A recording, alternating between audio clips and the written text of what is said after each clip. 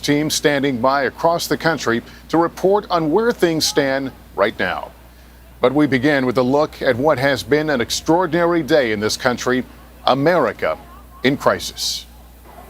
For 10 days now, protesters across the country have stood shoulder to shoulder and raised their voices to say no more. I won't be satisfied until I can wake up and have kids and have them not fear their lives just for being black. They've been marching in the name of George Floyd, whose shocking death under the knee of now former Minneapolis police officer Derek Chauvin sparked the protests. But today the focus returned to Minneapolis as Floyd was eulogized at a stirring memorial service. Reverend Al Sharpton gave the eulogy and a rallying cry for change. This is the time. We won't stop. We gonna keep going. Floyd's family stood together, remembering him as a little boy. Play video games together, go outside and, play catch with the football. Who grew into a loyal and loving man. He would stand up for his family and friends, and he's great at that. And I want you guys to know that he would stand up for any injustice. And then the congregation observed 8 minutes and 46 seconds of silence, the time George Floyd was under the knee of a police officer. Later, Floyd's family visited the scene where he died. The somber moment comes on the heels of a new charge against Chauvin. He now faces second-degree murder. And even as George Floyd was memorialized, 3 other former officers involved appeared in a Minneapolis court today on charges of aiding and abetting the murder. News of the expanded charges had been received enthusiastically by many on the streets. We got all 4! A stark contrast to days ago when looters and outside agitators took advantage of the moment to create utter chaos. President Trump responded to that chaos Monday with a warning. If a city or state refuses to take the actions that are necessary to defend the life and property of their residents, then I will deploy the United States military and quickly solve the problem for them. Even as he spoke, soldiers and police using flashbangs and chemical agents cleared a peaceful protest outside the White House to make way for a presidential photo op. The tactic sparked widespread outrage, including from a former member of the president's inner circle. Yesterday, former Defense Secretary James Mattis wrote in a statement that President Trump is, quote, "the first president in my lifetime who does not try to unite the American people, does not even pretend to try. Instead, he tries to divide us." And current Defense Secretary Mark Esper gave a press conference seeming to reject the president's call for putting U.S. troops on American streets. The option to use active duty forces in a law enforcement role should only be used as a matter of last resort and only in the most urgent and dire of situations. We are not in one of those situations now. Against the backdrop of the ongoing pandemic, America has felt at times this week to be on the edge of a crisis unlike anything seen since the tumultuous summer of 1968. But in the last 2 days, the country seemed to step back from the brink.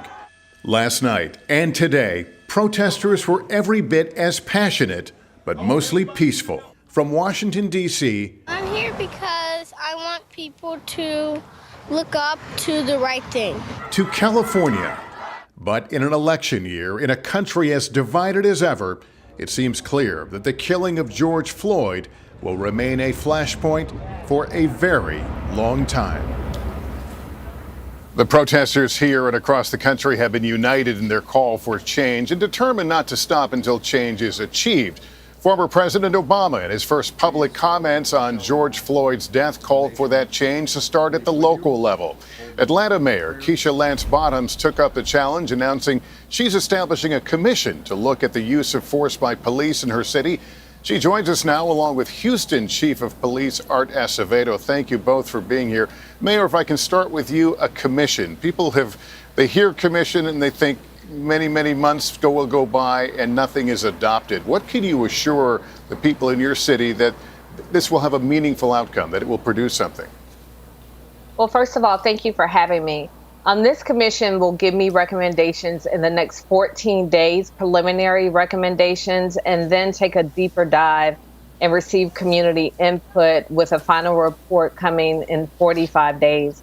And I think that's important, Lester, because like so many of us across the country recognize we've lost the luxury of time. People want to see action and they want to see it now. And I was so grateful to President Obama for presenting to so many of us a challenge and a framework really for us to work within to show people that we're serious about making a difference with policing in our communities.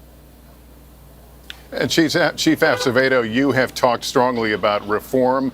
You have gotten a lot of attention for walking with the protesters. Can you tell us what other departments should take away from Houston? Well, I think that one of the most important things is you have to, being here in this most diverse city in the country, big city in the country, you have to set the right tone in terms of your own city. And it starts with our mayor, Mayor Turner, who's actually announced his own commission on these issues. And then you have to be reflective. We have to be a department that builds relationships every day. And when you have a minority majority city served by a homegrown minority majority department, that's half the battle. The other half of the battle is actually holding people accountable. So the work never ends, but we have to be upfront. You can't change culture via memo. As a police chief, you can't build relationships via just appearances on TV. You've got to be out on the streets with your men and women, and you have to be out in the streets with the community. They need to know each part. But what about being more transparent with the community? There have been a number of police-involved shootings in your city this year, and body cam video has not been released. I think you told the Today Show that some would be released, but not all. Why not be more transparent at this moment in time? Well, we completely are committed to transparency, but this jury pool here in Houston, in Harris County, would be the most diverse jury pool in the country. And one of the first slaps in the face of the African American community and other communities is when an officer isn't indicted. And then a second slap in the face would be when they're indicted, tried, and then there's acquittal. We have to be careful. We have to weigh the pretrial publicity that comes with releasing all videos. So we normally would prefer to wait for the grand jury process to end because we don't want a change of venue. That would be the unintended consequences potentially that takes it away from Houston, Texas, a great melting pot, and maybe to East Texas or West Texas that may not be reflective of our community. So we need to have that conversation, and we need to have a national standard for some of the more critical policies. And Mayor Bottoms, your city took very swift action against police officers who were involved in an excessive force moment involving bringing some folks out of a car. It happened very quickly. Is that the new standard? Will you now move more quickly in these sorts of circumstances? Well, you know, Lester, obviously the past few days in our country have been like none that I've experienced in my lifetime. So I think everything is different right now. We had videotape. We were able to pull the body cam, and we made a decision to terminate the officers, two of the officers immediately, and taking an additional look at what happened with the other officers. But again, I think it's important that people know that we're serious about policy changes. And the reality is we have so many men and women who are working so very hard, doing the right thing. In these officers even had stellar reputation, but certainly the tolerance levels for our communities has changed as it should, and that's what you saw with the action that we've taken in Atlanta. You wrote an op-ed in the New York Times a few days ago that caught a lot of attention, very poignant. The title was "The Police Report to Me, but I Knew I Couldn't Protect My Son." What made you write that at this point in time, and what was your message?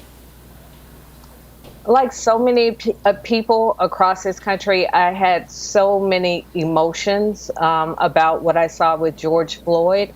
And I did something that I rarely do. I actually put pen to paper. And it was, really an opportunity for me to be able to articulate what I know so many people feel. So as leaders, we feel responsible for our communities. We feel the obligation to offer solutions, but we're mothers and we're fathers and we're brothers and we're sisters and we're worried about our children. in the same way that everybody else is in America, who's concerned that their children may be unfairly targeted or mistreated. And I was just grateful for the opportunity to be able to express that.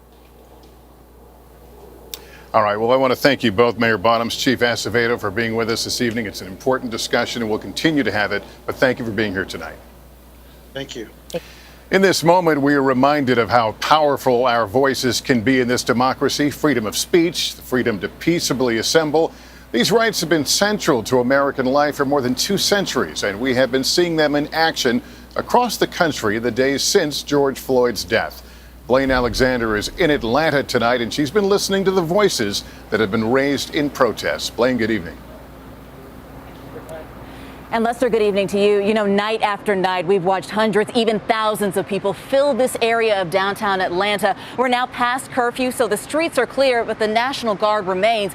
But I've spoken with dozens of protesters, Lester, who tell me this is not their first time pushing for police reform. They've done it before, some of them for years, and that, they say, is why they've had enough. These are the faces of America, black, brown, and white. Their voices raw and in pain. Nothing has changed. What are we supposed to do? Nothing has changed. That could be my father. That could be my brother. That could be me. And it's just happened too many times. I'm here because if white people don't speak up and stand in these lines, nothing will change. All demanding that this time be the last time they have to take a stand that America's police treat black people with humanity and dignity. We need to be able to walk around these same streets that everybody else can and not feel like, oh, if I get pulled over, I might not go home. Black Americans die at the hands of police at more than double the rate of white Americans. Campaign Zero, an advocacy group pushing for police reform, has tracked every instance of police violence since 2015. What tangible changes can be made to stop this? Today, in cities, mayors can change use of force policies. Today, mayors can say that they're going to require to exhaust all alternatives before using deadly force, that they're going to ban chokeholds and strangleholds. Campaign Zero says with 18,000 police departments across the country, there has to be a national standard around use of force. Prosecute the police! Keith Meadows has spent much of his life in law enforcement, on the street for more than 30 years, now chief in South Fulton, Georgia. Sir, you've been out, you've been talking to protesters. What have they been saying to you? They're frustrated because they're not seeing the change. Like accountability, the Bureau of Justice reports only 7% of all reported cases of excessive use of force result in an officer being held accountable. There have been significant police reforms over the last 30 years, especially in big departments, more diversity, community outreach, and training. But if you don't have the compassion for a person when you have their knee on their neck and they're begging you that they can't breathe, I don't think any amount of training in the world would have changed who that police officer was. And Lester, Chief Meadows told me that to address that problem, they really have to take a closer look at who they're hiring in the first place in departments across America. He says that there should be stronger psych screenings when it comes to law enforcement recruitment to make sure that they're getting the right people on the force. Lester. All right, Blaine Alexander, thank you. Brian Stevenson is the founder and executive director of the Equal Justice Initiative and has been a tireless advocate for minorities and the poor in criminal justice systems. He spoke with me just a short time ago about how George Floyd's death at the hands of police really hits close to home. Well, Brian, there's obviously an understandable desire to do something to make reforms happen right now, but are we looking at this through the proper lens? Yeah, I actually think there's a bigger story here. This is not just about police misconduct. This is not just about needing to change the culture of policing and the training and the accountability. I think it's a bigger story about this whole history of racial inequality. A lot of what you're seeing on the streets is frustration, anger, and exhaustion with the plight of African Americans in this country. I'm a product of Brown versus Board of Education. I grew up at a time when black kids had to start their education in colored schools. And then the lawyers came in and they opened up those schools. And I was told that if I worked hard and I studied and I did well, I'd get to the point where I would be treated equally and fairly and justly. And I did all of those things. I went to high school, I went to college, I got admitted to Harvard Law School. But after I graduated from Harvard and started practicing law, I was sitting in my car one night when the police pulled up, pulled me out of the car, pointed a gun at my head and threatened to blow my brains out because someone had said there's a black man sitting in his car in front of my apartment. And I was on the street for 20 minutes navigating this event where I had to get the officers to remain calm. I said, it's okay, it's all right. And the burden of those kinds of encounters accumulate, and it happens to black people every day. And I woke up the next morning worried about what my 16-year-old self would have done had that same thing taken place. And I was worried that if I were 16, when those officers pulled their gun and threatened to shoot me, I might have run. I might have done something that would cost me my life. And I went around trying to get young kids prepared for these moments. And when you live day to day with this presumption of dangerousness and guilt, I've been practicing law for 35 years, and I still have to navigate these presumptions. I go into courtrooms where judges will sometimes say, right, get out because you're because they think I'm the defendant. I think what we're seeing in this country is a collective expression of our fatigue of having to be menaced and marginalized and treated. And I think we have to deal with the policing crisis, but we also have to deal with this larger question of our history of racial injustice. You have talked in the past, you and I have talked about the notion that police were an instrument of lynching. You could see how someone might make that connection in this instance, but in general, does today's modern police force still bear that stain? It does. I mean, we have never acknowledged the identity of police throughout our history, and it begins even before the lynching era. Even before the Civil War, free black people in the North had to worry about the police because Congress passed the Fugitive Slave Act in 1850, which empowered police officers to catch slaves and harass free black people in the North and West, make them prove that they were in fact emancipated. And so already before the Civil War, in the free states, that dynamic was created. After the Civil War, we had this collapse of Reconstruction, and it was law enforcement that allowed white mobs to come into communities and take over these positions that black people held, and then subject black people to a century of terror and violence. It was the police that stood back and let the mobs come in and pull black people out of jails and watch them lynched on the courthouse lawn. In the 1950s and 60s, when nonviolent black people put on their Sunday best to protest against segregation and disenfranchisement, it was the police who battered and bloodied and beat them while they were on their knees praying at the Edmund Pettus Bridge in protest. And so that identity is not something you can just ignore. And so in the 60s, when we had uprisings because of police harassment and abuse, there's never been a reckoning with that identity, which is why I believe that truth and justice has to be part of what we need to see. Every police department in this country has a story, a confession to make about the multiple times they have acted in a racially unjust way. And if they made that confession, if they committed to that truth-telling and gave community members an opportunity to tell their stories, to hear from them, you'd begin to see something happen that we've never seen happen in this country when it comes to overcoming this legacy of police abuse. We have seen these gestures by police chiefs and rank-and-file police officers kneeling with the protesters, but does that go far enough? Does that come close to the apology that you have talked about before that is due African Americans over the legacy of slavery?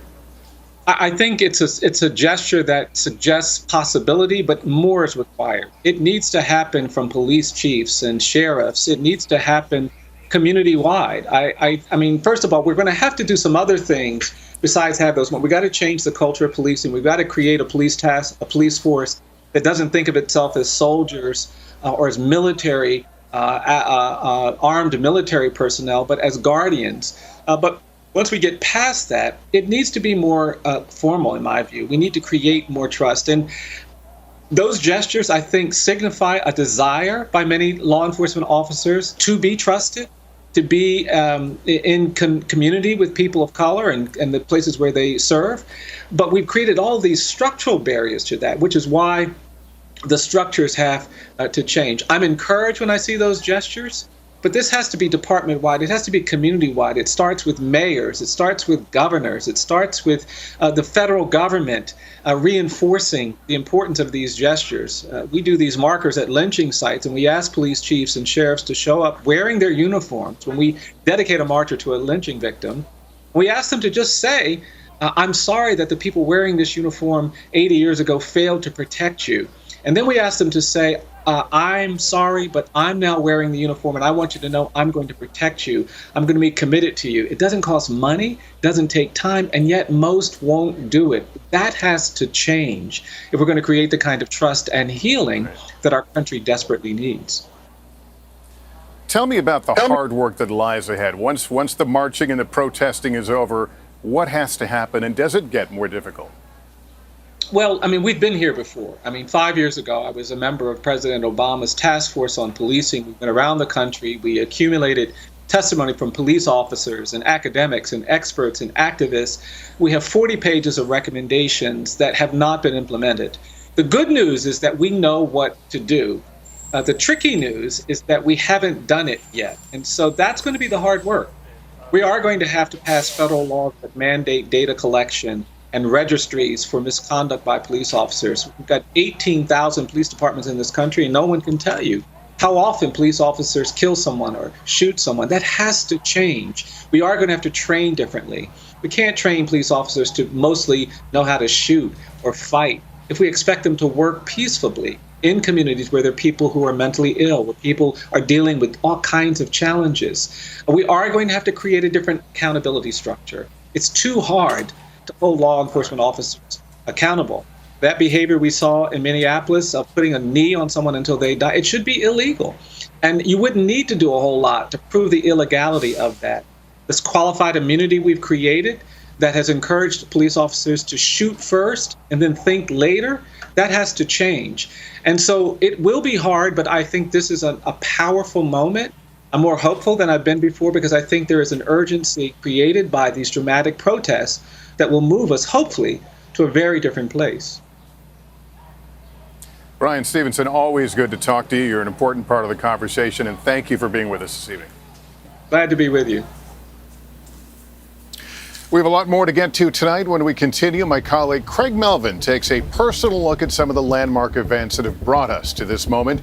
And we'll hear from one of the leading African-American voices in the country today, popular radio host Charlemagne the God. And from actor and activist Sterling K. Brown talking about how he is working for change. That and much more when we continue in just a moment. I just literally watched it the other day. I don't know how the hell that.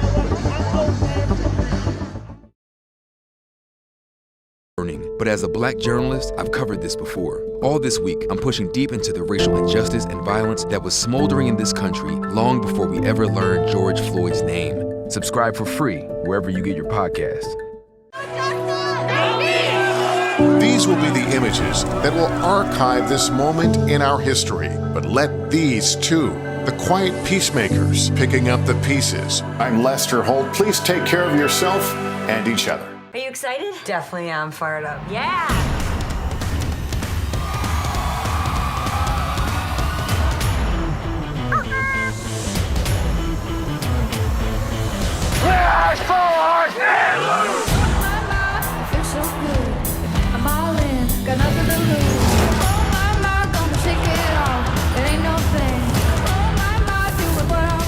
Let's get into some trouble.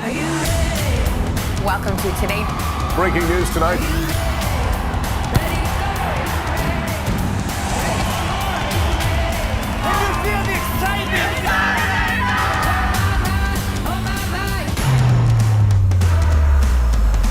Yes! Must be my lucky day. You guys are gonna do great. I want to go to there.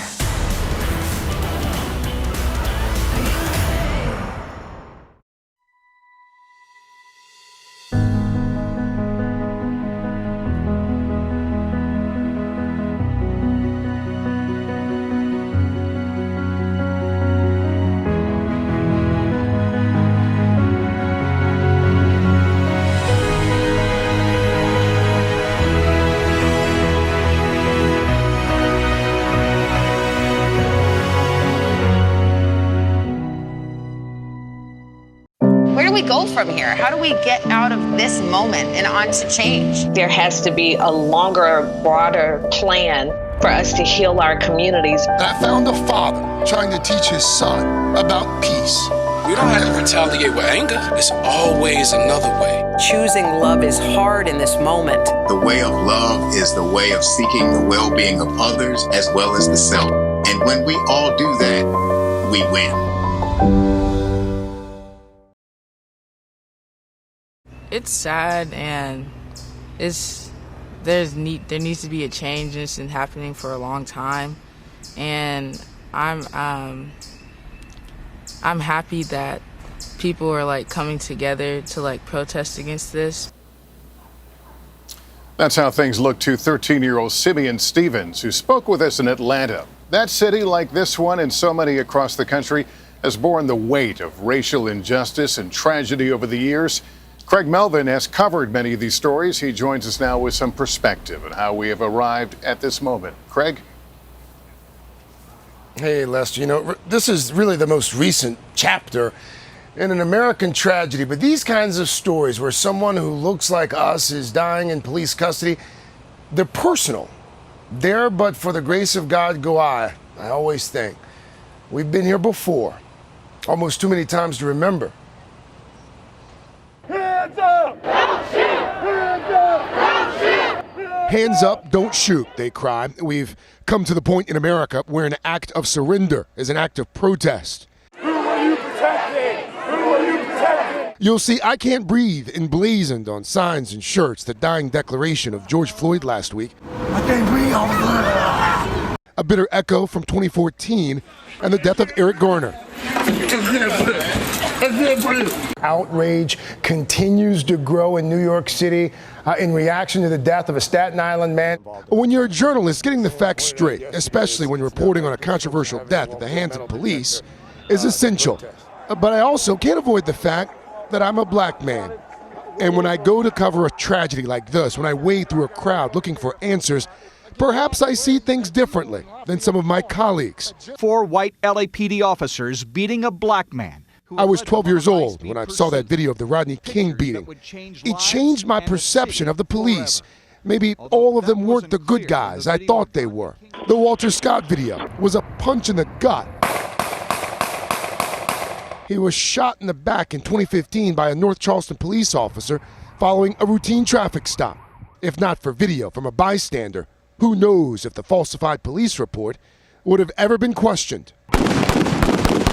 The prior summer, the death of Michael Brown, shot by a police officer, sparked outrage in Ferguson, Missouri. In that case, there was no conclusive video, but there was an already uneasy relationship between the black community and the police.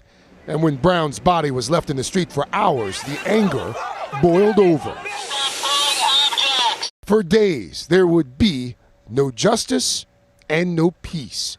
But even when the unrest eventually stops, there's still the search for accountability. In 2016, I covered a rally in Baltimore where folks were demanding justice in the death of Freddie Gray. He died of injuries suffered in the back of a police van. In the crowd that day, mothers who'd lost children. To bury my child, you all don't know the hurt of a mother. Many didn't die of police violence, but their loss is no less painful. Who's there to protect our children, all of our children, if not the police? I got a better understanding of their perspective during a ride-along with a Cleveland police officer. Do you typically feel fairly safe? It's probably the least safe I've felt in my life, as far as just being a target. But just because the uniform, the badge I wear. Beneath that badge and uniform is a person, flawed and sometimes fearful, like the rest of us.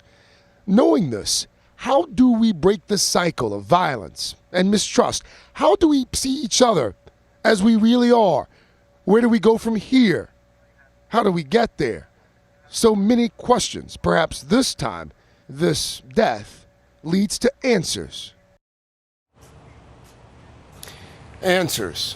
The problems have been well documented, but what about the solutions? That's where I started our conversation earlier this evening with best-selling author and host of a wildly popular radio show, Charlemagne the God. Charlemagne, this moment that we're in, days of protest, in every state in this country in the wake of George Floyd's death. How does this moment become a movement? How do we get there? I think it's a movement now. I think it's a movement because it's divine. You know, I really feel like God has given America a chance to do the right thing. And, you know, everything that's happening right now is a reminder to America and the world to do right by black people. There is no good that's going to come to America until they do right by black people. It is time for America to atone for its original sin, which is slavery. And that's only going to happen through legislation and reparations. That's why I think that it's divine. This is happening during an election year. America has to make amends for the wrong that is done to black people in this country. If not, America can't handle the karma that it's currently experiencing. Just pay attention to everything that's been happening in 2020. If you think this year's been hell so far, you haven't seen nothing yet if America doesn't atone for the sins of its past when it comes to the African American community. You've talked about economic justice as well being a part of this. What does that economic justice look like beyond reparations? Well, when I say reparations, you know what I mean? It can't look like anything beyond money, you know, because I think as long as we live under a mechanism of white supremacy, we're going to always be oppressed. Like the whole point of systemic racism is for America to keep its knee on the necks of black folks. So when you talk about institutional racism, that's going to always exist because you always going to have individuals who are prejudiced in positions of power. Systemic racism is going to always exist because you have certain policies and practices that run deep in this society. Until you have more of us in these institutional positions of power, or better yet, more of us creating our own institutions, until you have more black people getting rich and creating our own systems, until you have white people who want to use their privilege to combat prejudice and who are intentional about dismantling the mechanism of white supremacy, things not going to change. That's when I love when somebody like Jay-Z says financial freedom is our only hope. Or I love when the Honorable Elijah Muhammad said, do for self and build your own, because all that power we build amongst ourselves will give us the resources we need to really push these, you know, white folks in this country to destroy the institution that is systemic racism. So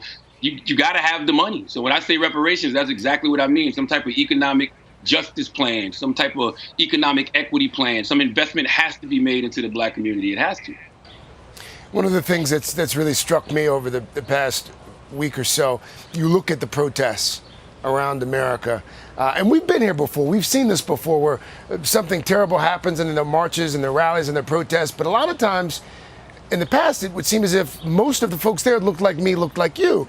This time, I have been blown away by the diversity of the demonstration, if you will. A lot of people marching and chanting.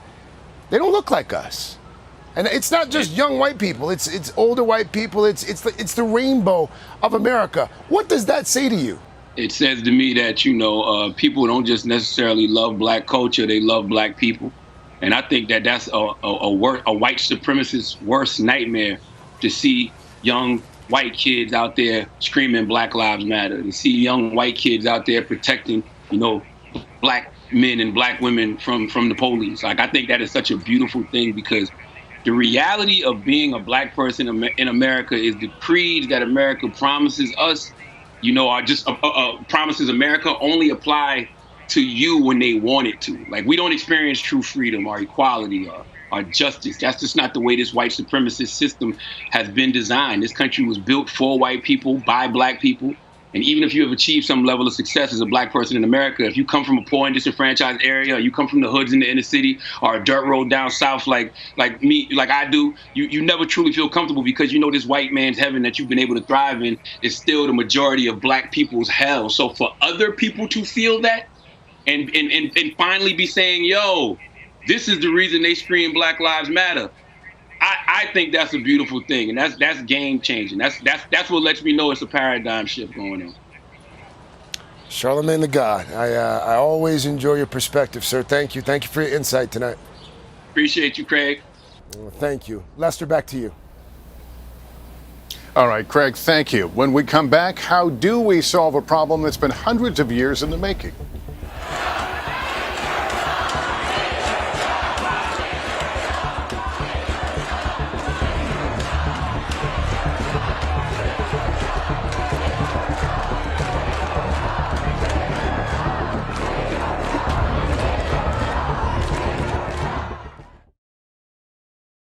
Officially calling it a pandemic. None of us is unaffected by its impact.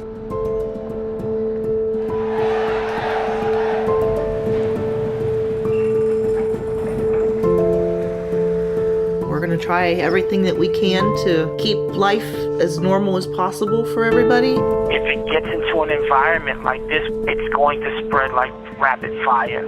We're going to build this economy back stronger than ever before. There's a number of things I'd be doing that are not being done right now.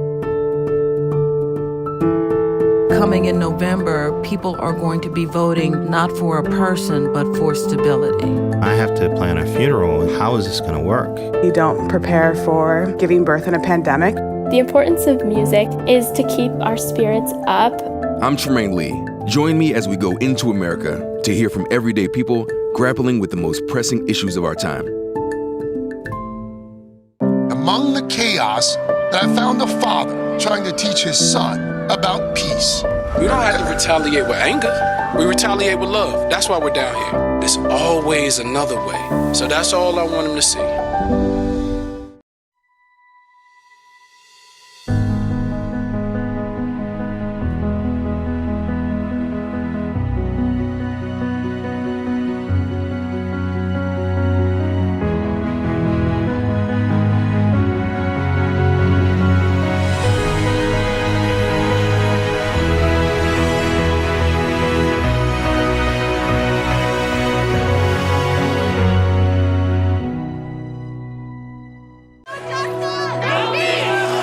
These will be the images that will archive this moment in our history. But let these two, the quiet peacemakers, picking up the pieces. I'm Lester Holt. Please take care of yourself and each other.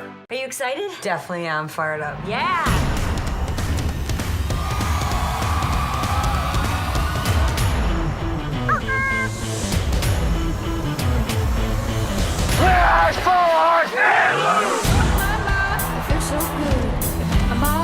Got nothing to lose.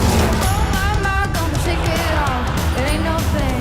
Oh my, doing what I want. Let's get into some trouble. Are you ready? Welcome to today. Breaking news tonight.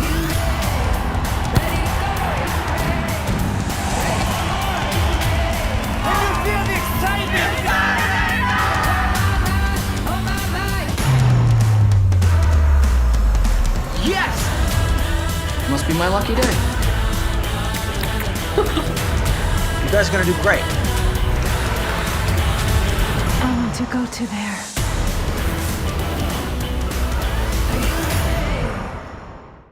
Where do we go from here? How do we get out of this moment and on to change? There has to be a longer, broader plan for us to heal our communities. And I found a father trying to teach his son about peace. We don't have to retaliate with anger. There's always another way. Choosing love is hard in this moment. The way of love is the way of seeking the well-being of others as well as the self. And when we all do that, we win. More Americans watch NBC News than any other news organization in the world. We were smarter than the underfunded schools you put us in, but you had your knee on our neck. We could run corporations and not hustle in the street, but you had your knee on our neck. We had creative skills. We could do whatever anybody else could do, but we couldn't get your knee off our neck. What happened to Floyd happens every day in this country, in education, in health services, and in every area of American life. It's time for us to stand up in George's name and say, get your knee off our necks. The Reverend Al Sharpton, in his eulogy for George Floyd here earlier today, his reminder that when it comes to binding the nation's racial wounds, good intentions and soothing words are not enough. The problem runs so deep, baked into our institutions and our social fabric over many years. Kate Snow has taken a look at the challenge we all face. Kate? Lester, one of the most notable things about all the many demonstrations nationwide is that you see a diversity in those crowds, protesters from so many backgrounds showing up to highlight injustices that have existed for a very long time. What we are doing is helping America be America for all Americans. was the catalyst. But those who march, those who kneel, those who speak out are shining a harsh light on so much more. Systemic, enduring disparities between white Americans and those who are black and brown. We want justice! Single mom Tamika Anderson and her 7-year-old Solomon live in Woodbridge, Virginia. How many times do we need to have a conversation about joblessness and a lack of resources for African Americans in this country? So many white Americans have not thought about the Black experience when it comes to education or housing or public health or health care. By every measure, Black Americans are left behind, starting with income. The average white family has a net worth of $170,000, about 10 times more than the typical Black family. Black workers consistently earn less than white workers and are more likely to work in the service industry. And while unemployment for African Americans was at a historic low before the pandemic, the job loss caused by COVID-19 is sharper in the Black community. The majority of white Americans own a home. The majority of Black Americans don't own a home. For African Americans, the actual value of their homes are undervalued by virtue of their being Black and occupying them. We are as segregated today as we were in the 1960s. And so what does that mean concretely for an African-American child coming up into the public school system?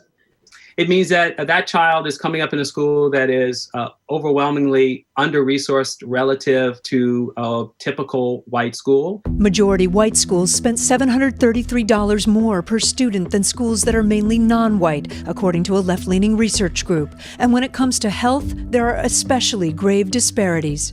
When African Americans don't have employer-subsidized health care, as most of their white counterparts do, then they're at a huge disadvantage when it comes to being able to afford preventative care. African American adults are 72% more likely to have diabetes, 44% more likely to die from a stroke, 3 times more likely to die from asthma, and right now, nearly 3 times more likely to be hospitalized due to the coronavirus. I think she understands the history that has brought us to this point. Gina Simmons looks at all of it as a teaching moment for her 9-year-old daughter Zoe. It doesn't matter what our skin looks like. We're all people and we all live in this world together. And the experts we spoke with see hope amid the distress. How do you begin to chip away at some of these inequities? Well, first of all, it has to come with knowledge, but it can't just be the people of color or the marginalized groups who are trying to figure it out. It has to be the recipients of these benefits. They have to do the heavy lifting. I have every reason to be optimistic with the numbers of white protesters participating in dozens of cities today, showing that their consciousness has been raised. And I hope these protests are a reflection of a new commitment. One of the things those experts told me, Lester, is that it's time for white families to have a talk with their children about their privilege and the role that they can play in helping create a more just society. Lester.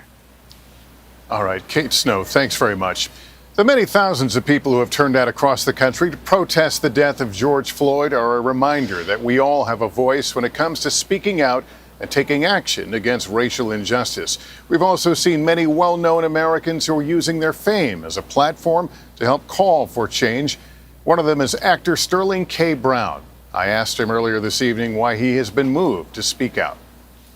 Lester, first of all, thank you for having me. I think that silence is accepting the status quo as if it is okay, and it's not okay.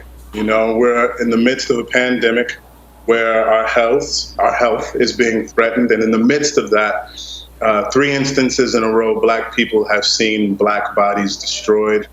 In the case of Ahmaud Arbery, in the case of Breonna Taylor, and now with Mr. George Floyd. And this is a pandemic of discrimination and police brutality that has been plaguing this country for far too long.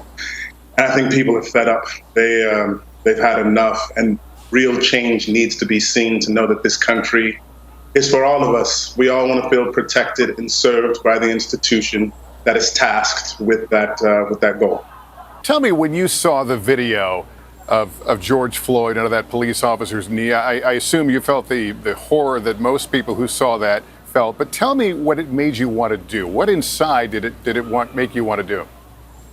Oh, man. I cried the same way in which I cried when I saw Ahmaud Arbery taken away, Tamir Rice, Trayvon Austin, countless others.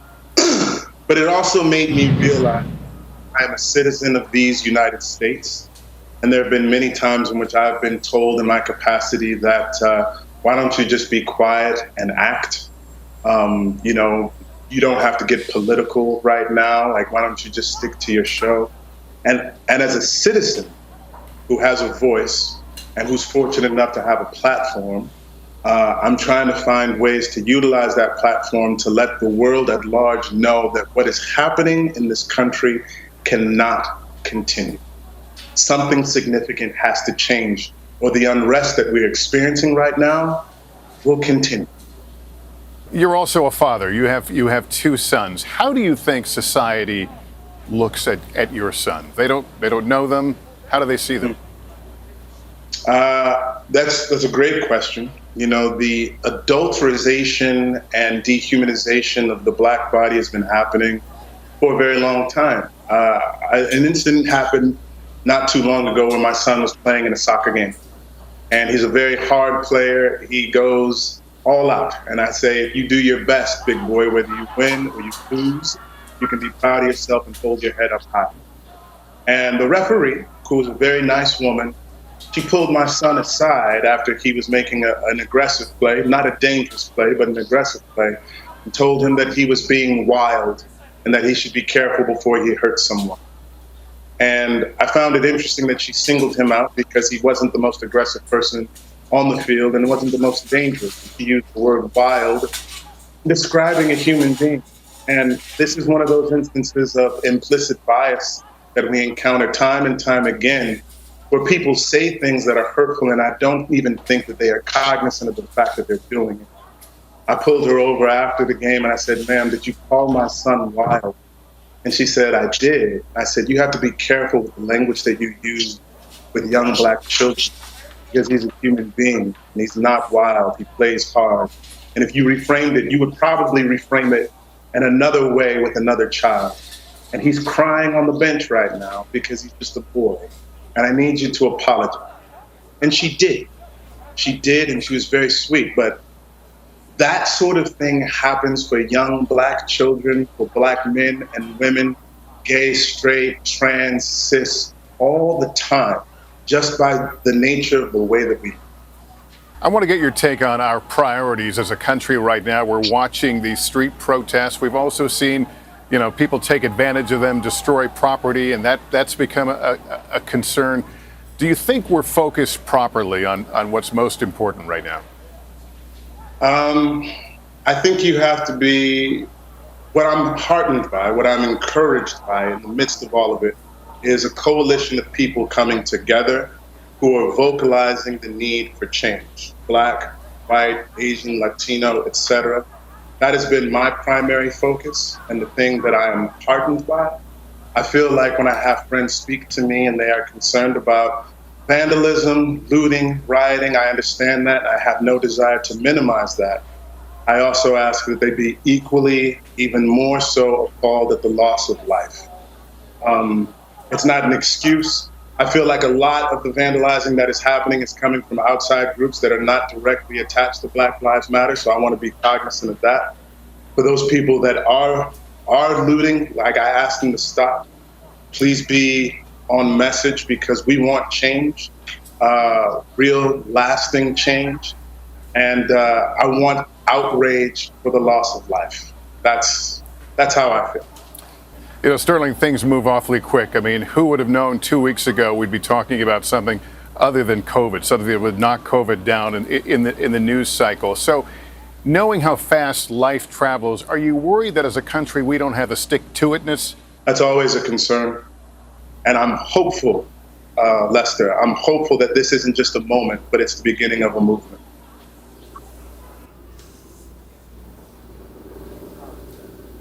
When we come back, I'll pay a visit to what is now the most famous intersection in America to talk to people about the change they hope to see. And I'll have some final thoughts in just a moment.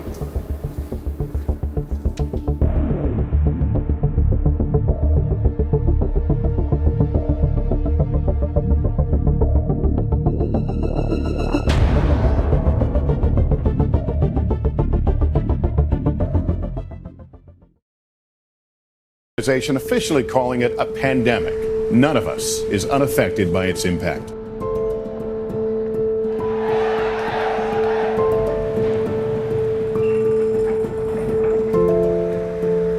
We're going to try everything that we can to keep life as normal as possible for everybody. If it gets into an environment like this, it's going to spread like rapid fire. We're going to build this economy back stronger than ever before. There's a number of things I'd be doing that are not being done right now. Coming in November, people are going to be voting not for a person, but for stability. I have to plan a funeral. How is this going to work? You don't prepare for giving birth in a pandemic. The importance of music is to keep our spirits up. I'm Tremaine Lee. Join me as we go into America to hear from everyday people grappling with the most pressing issues of our time. Among the chaos, that I found a father trying to teach his son about peace. We don't have to retaliate with anger. We retaliate with love. That's why we're down here. There's always another way. So that's all I want them to see.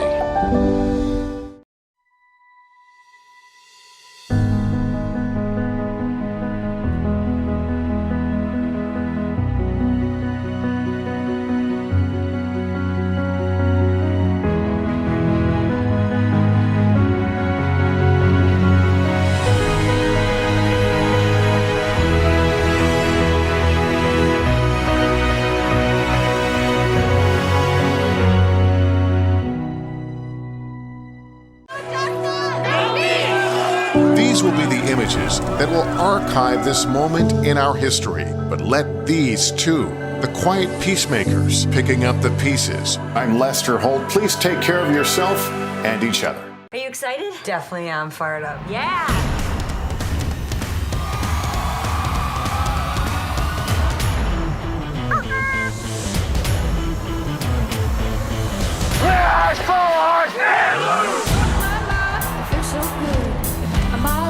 Got nothing to lose. Oh my, gonna shake it off. It ain't no thing. Oh my, doing what I want. Let's get into some trouble. Welcome to Today. Breaking news tonight.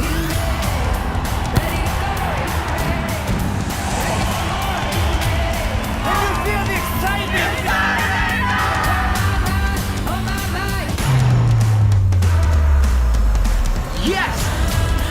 Must be my lucky day. You guys are gonna do great. I want to go to there.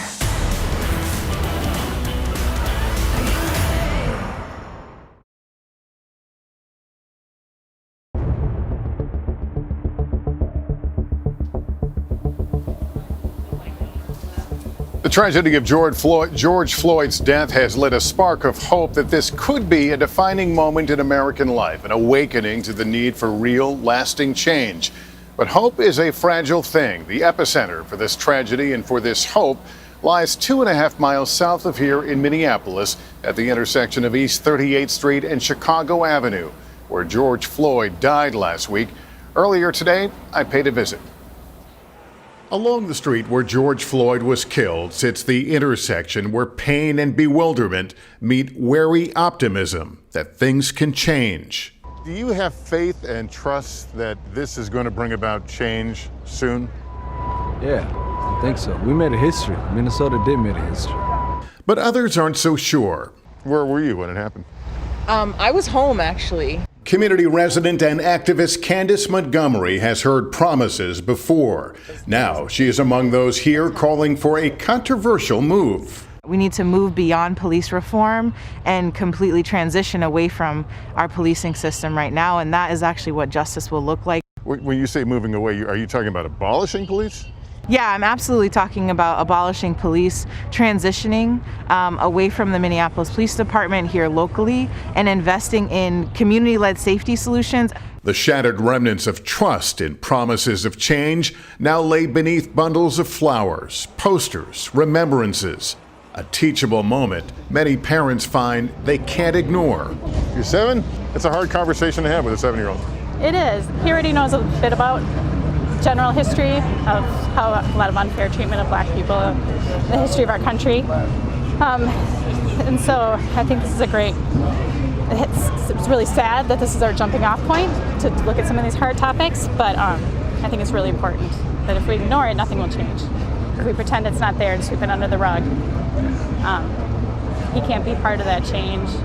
We can't be part of that change. A unique community has come together on this street. People of many colors welcomed, fed, and comforted, united in the belief that change begins here. How do you move forward? People have been marching in the streets around the country, demanding change. What does change look like, and how long do you have to wait? I think as our governor spoke yesterday, I mean, the people's protests and the movements around the neighborhoods are what are going to make systematic change, political change. Our politicians can't ignore these voices if we continue to carry on this way. We've all just lived through an extraordinary 10 days in the history of our country. It began with an explosion of shock and anger at the death of George Floyd at the hands of police, a death captured on camera. We were all witnesses. But in recent days across the country, that anger has seemed to grow into resolve, determination, and common purpose. It is said there's nothing more powerful than an idea whose time has come. Perhaps the time has come, finally, to fully realize the dream upon which this great country was founded: equal justice under the law. I know it's hard to talk about, makes us uncomfortable. But George Floyd died with a knee to his neck. African Americans have lived with the knee of injustice on their necks for a very long time. If this moment, this tragedy helps change that, then George Floyd will not have died in vain.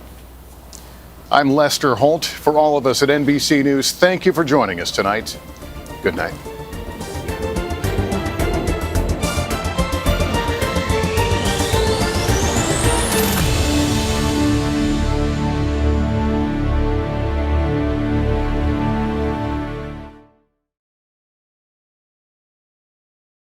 Out of this moment and on to change. There has to be a longer, broader plan for us to heal our communities. I found a father trying to teach his son about peace. We don't have to retaliate with anger. It's always another way. Choosing love is hard in this moment. The way of love is the way of seeking the well-being of others as well as the self. And when we all do that, we win. Tonight, a powerful sea of mourning here in Minneapolis as so many gather to honor George Floyd. Calls for justice and change. It's time for us to stand up in George's name and say, get your knee off our necks. Soaring tributes in a moment of silence for 8 minutes and 46 seconds, the length of time that officer's knee was on George Floyd's neck. Those three other fired police officers